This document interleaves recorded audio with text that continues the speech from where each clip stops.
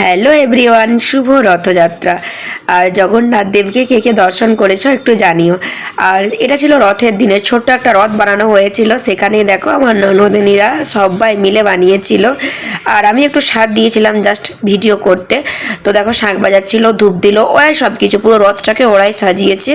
আর ওই চেখো রূপু, আর এদিকে দেখো আমাদের লাটু মস্তান। এখনও কিন্তু লিসা এখানে জয়েন করেনি, লিসা ছিল টিউশনতে। তারপর দেখো একটা রাস্তা ঘুরতে ঘুরতেই আমাদের রাত হয়ে গেছিলো, এখানে কিন্তু লিসা জয়েন করে ফেলেছে। তো তারপর দেখো আমাদের এই দেখো একটা ষাঁড়গুলোর সাথে দেখা হয়েছিল, যেখানে সবাই পিছিয়ে গেছিলো ষাঁড়ের ভয়ে। তো তারপর দেখো লাটু আর লিসার এটা ফার্স্ট রথের টানা, দড়ি ধরে টানা, মানে লাটুর এটা ফার্স্ট।